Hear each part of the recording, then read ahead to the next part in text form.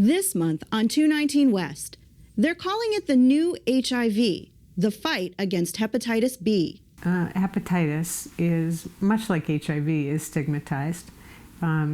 Patients fear that if they are diagnosed positive, they might be spurned by the community. Young girls might not be marriageable or perhaps shouldn't have children, none of which is true. Animals and therapy. In one case, they're providing it. Sometimes for riders that have trouble communicating, it's easier for them to interact with a horse than a human. In another, they're receiving it. The cat really couldn't move its legs. And after one treatment, the cat started moving its front legs. After the second treatment, it was moving its front legs and a little bit of flopping itself around. After the third treatment, the back legs were stiff, started moving, and after 2 or 3 more treatments, the cat now is able to stand up in his litter box and turn around. So he's not walking yet, he's not doing a lot, but he's healthy, he's eating, he's gaining weight. This is a 17-year-old cat.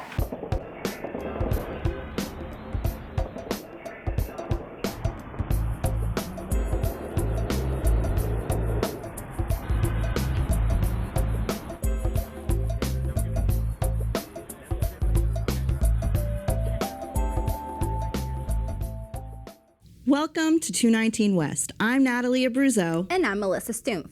We know about the healing power of dogs, but what about the healing power of horses? At one riding academy in Riverdale, horses are helping children with physical or cognitive disabilities. Our reporter, Denise Moreno, has more. 7-year-old Sam looks forward all week to Saturday mornings. That's when he gets on his horse, Jet. Every morning, every Saturday morning, yes. He wakes up early, he wants to come. Ed Lung has been bringing his son Sam to the Riverdale Equestrian Center for the past 3 years. Sam is part of the Flying Manes program at Riverdale, New York. It helps children with physical or mental challenges in a unique way. He loves it. We love it. It's beautiful out here. And it's really helped with his confidence, and it's helped with his core strength. And it's something he really enjoys. Sam has sensory integration disorder, which causes him to get overwhelmed if there are a lot of stimuli in an environment. Sam is challenged performing certain tasks, but Lung says horseback riding has helped his son. I think, for one, in terms of his self-esteem, he's much more confident when he's doing physical activities. So when he's trying sports, he's much more confident. He's also more adventurous with trying things like ice skating and bicycle riding. He's been much more sort of receptive to trying those things, and he's, I think, enjoying it more. Danielle Weisberg works for Flying Manes.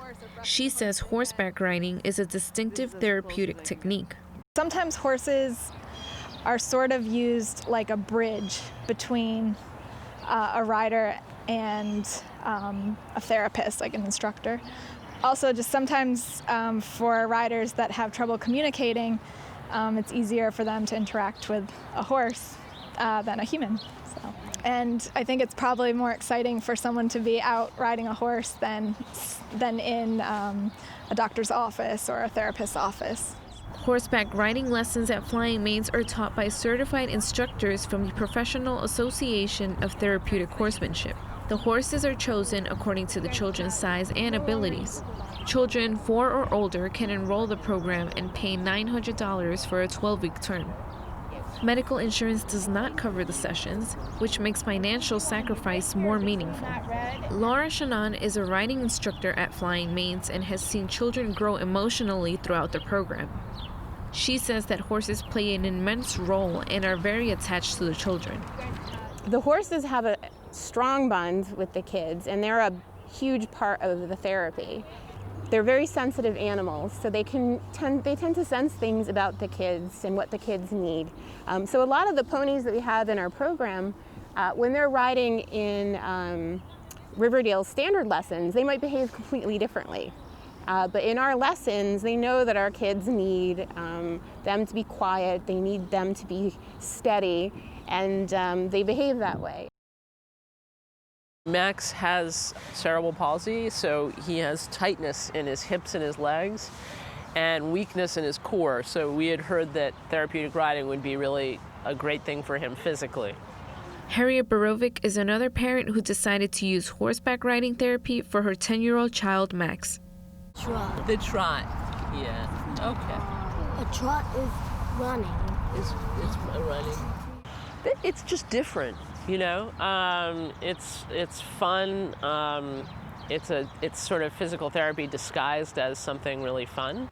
Dr. Herb Karpatkin is an assistant professor at the physical therapy program at Hunter College.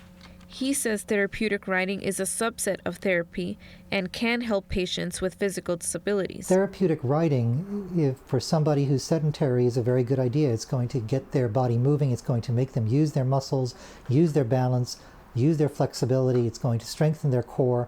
A lot of positive things. But Borovic says it's not just about the physical therapy. So they learn to say walk on to get the horse to move and whoa to stop.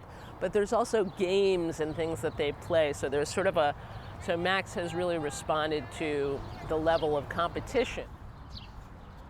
For a rider, when a rider is on a horse and they're telling the horse to walk or whoa or giving them other commands like go left, go right, and the horse performs what they're asking, it provides a big sense of empowerment to the rider. These types of exercises on horses have helped Sam emotionally. He loves animals, and I think the exercises, have helped him. He's built a lot of confidence. And the benefits are felt beyond the academy.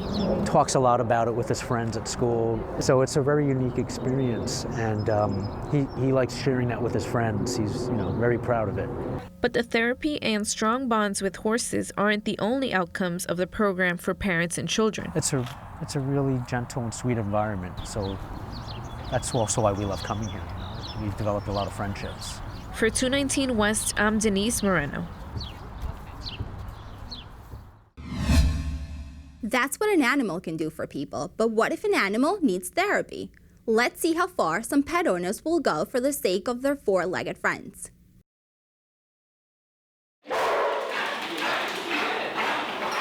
A dip in the pool isn't always fun, especially when you're having therapy. Lenny, a 4-year-old golden retriever, may look healthy, but he was actually born with elbow dysplasia, an inherited abnormality in a dog's elbow joint.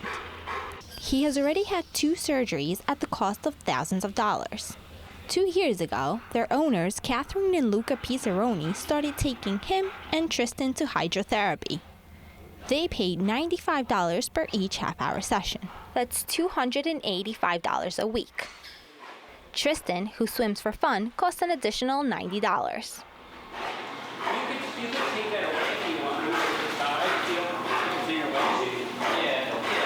Alternative medicine for pets has become a growing trend in recent years.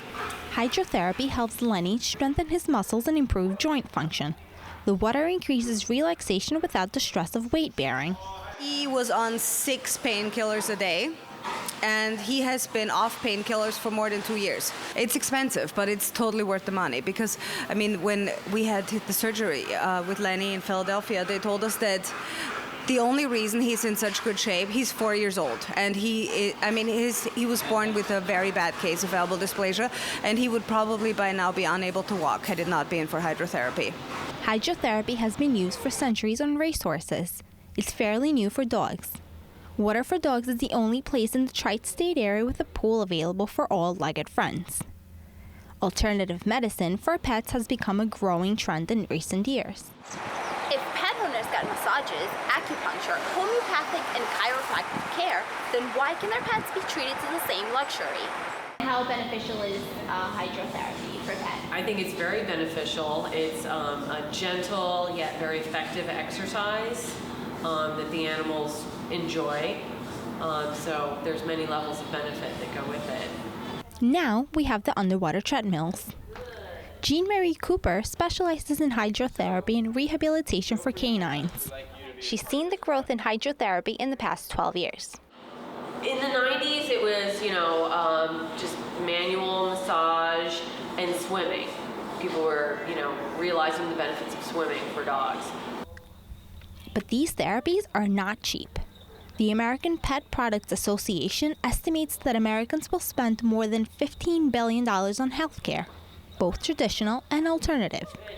More and more people are resorting to unconventional treatments for their pets. Alternative treatments like holistic and homeopathic care.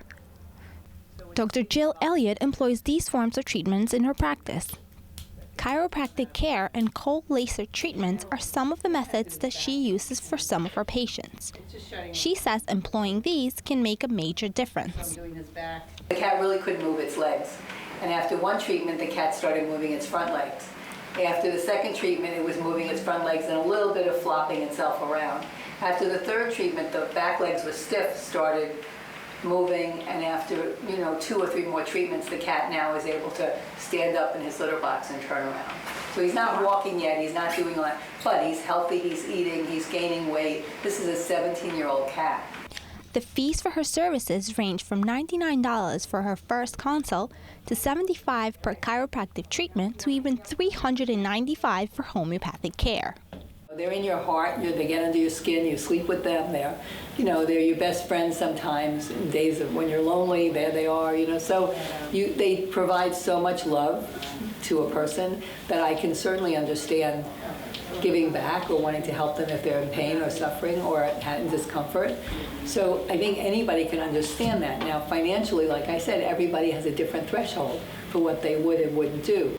Not only is Lenny walking, but he's also traveling the world with his opera singer and web designer owners. It's a fantastic life, and I think it's worth every dollar we spend on it. For 219 West, this is Melissa Stumpf. Some are calling hepatitis B the new HIV. That's because of the stigma that's often attached to what can be a devastating disease. Nesh Pillay has the story of one immigrant family's struggle.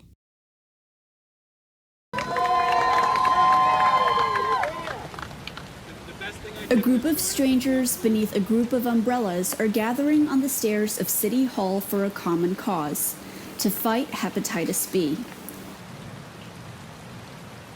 But beneath one umbrella stands a man with an especially strong desire to eradicate the virus. Because for that man, a second-generation Chinese American, it's personal. It all started when Justin Feng's uncle, his father's brother, died unexpectedly just weeks after being diagnosed with hepatitis B. It was like an eye-opener. Everyone ended up getting tested, and everyone found out they were positive that they had hepatitis. My dad got tested, and he was positive, and then my uncle and aunt both got tested, and they both had cirrhosis as well. Hepatitis B is a virus that affects the liver. If chronic and left untreated, it can lead to scarring, often called cirrhosis. If this too is untreated, it can cause liver cancer. The virus is spread through contact with infected bodily fluids. However, the vast majority of infected people simply got the virus from their mothers at birth. This is how Justin's paternal relatives got the virus. But because his mother doesn't have it, Justin and his siblings are hepatitis-free. Still, Justin's father was infected, and within a few short years, he died of liver and lung cancer. So I was actually prom king in high school. And I know, as fun as it was for me, I'm really, really thankful that he was around at that time and got to share that moment with me, because I know he was really proud. Still, as heartbreaking as Justin's story is, Dr. Pani Paramalswamy says it's hardly unique. There are nations in sub-Saharan Africa where every family has been affected by one member of their family having liver cancer at some point in their life.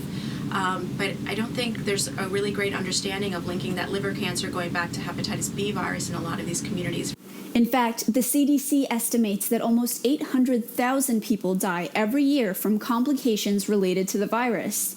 They also estimate that 240 million people worldwide are currently living with hepatitis B. And even though most Americans are vaccinated against the virus, about 1.5 million of those infected live right here in the United States. It's estimated, I think, around 35 to 40% of people living in New York City are not born in this country. So, for example, in East Asian communities and African-born persons, we see the highest rates of Hep B, and that really mimics or mirrors what we see in their home countries. One might wonder why a disease so easily preventable and treated claims so many lives. The answer is simple: cultural stigma. Hepatitis is, much like HIV, is stigmatized. Patients fear that if they are diagnosed positive, they might be spurned by the community. Young girls might not be marriageable or perhaps shouldn't have children, none of which is true. Justin's family also fell victim to stigmatization and shame. One thing with Asian culture is saving face. And in my grandma's situation, she didn't acknowledge, her involvement or almost like disassociated herself with the virus. It's something that people don't talk about in my family, and she didn't attend my father's funeral or my other uncle's funeral. And while the process is painstaking, initiatives like the Hepatitis Outreach Network and African Services Committee here in New York are trying to break the stigma with education. What makes it easier for a person to get screened?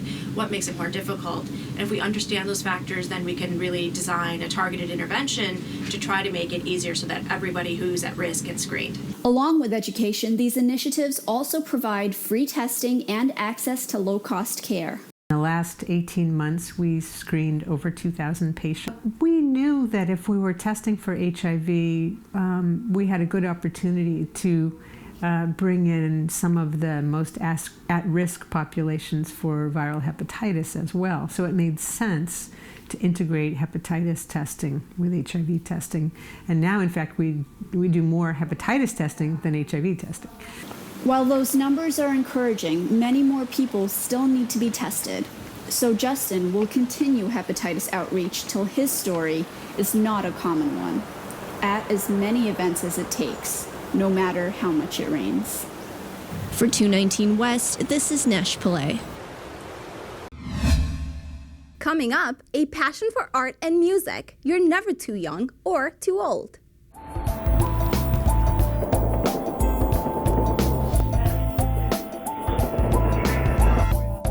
Youth orchestras are not a new idea, but that doesn't make the experience any less powerful. An after-school program in Manhattan aims to bring the magic of classical music to young students. Our reporter Lisa Reinhart went to check it out.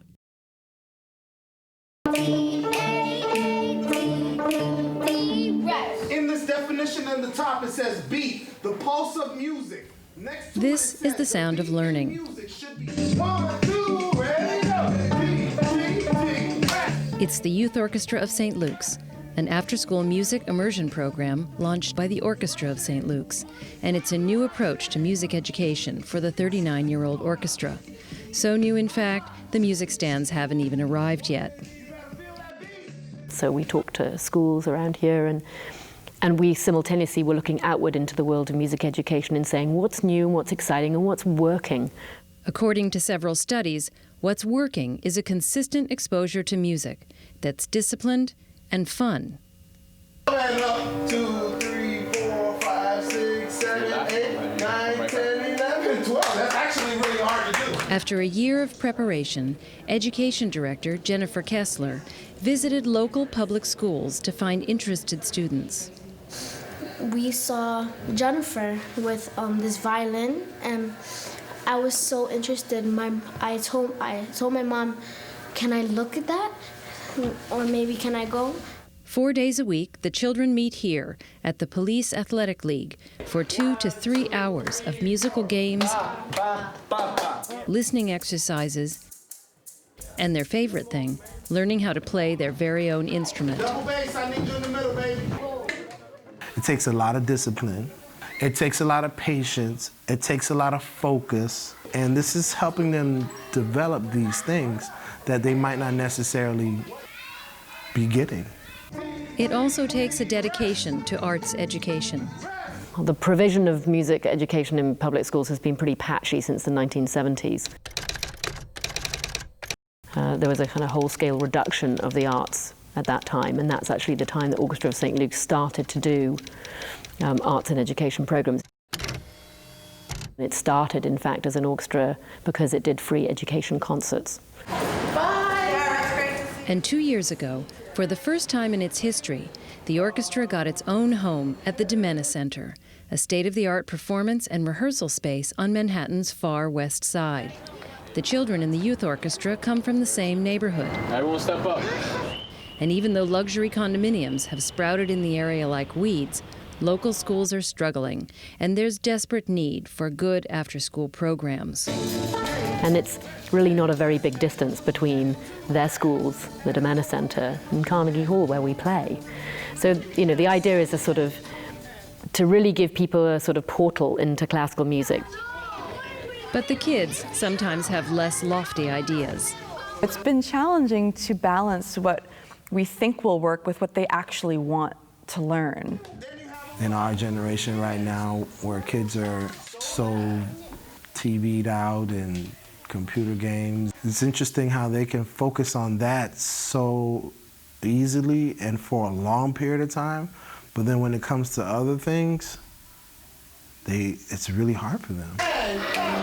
But it's something these kids are willing to work at. Like a soft kind of music soothes you and keeps your mind, like meditation music. You're just thinking about the music and have everything in your mind blank.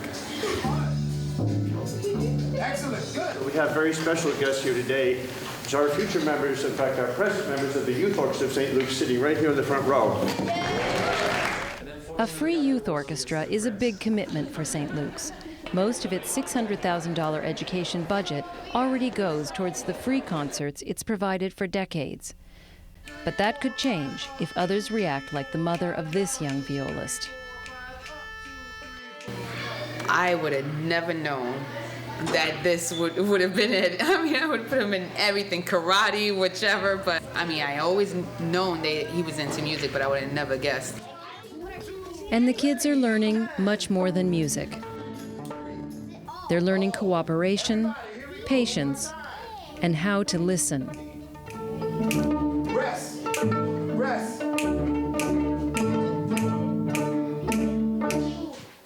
We're looking for perfection and excellence. Do you want to be excellent?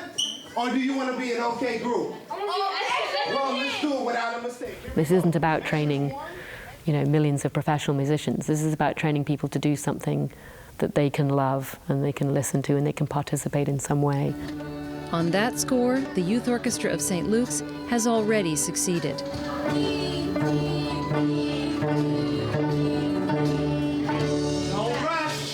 I want to learn more about the cello and learning so I could be great at it. And I think in the next few months, we're going to dramatically see these kids doing some fabulous things, and their lives are going to change. Lisa Reinhardt for 219 West. Kathleen and Douglas Newton have been in love with each other and with art for more than 50 years. Throughout their careers, it was commercial art. But now that they are retired, they're pursuing their true love, art for art's sake. Matilda Mell has their story.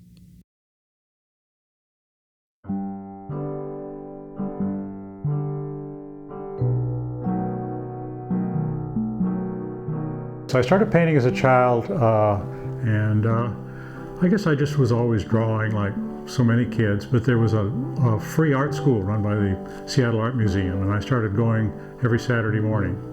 It was very progressive. There was no real instruction.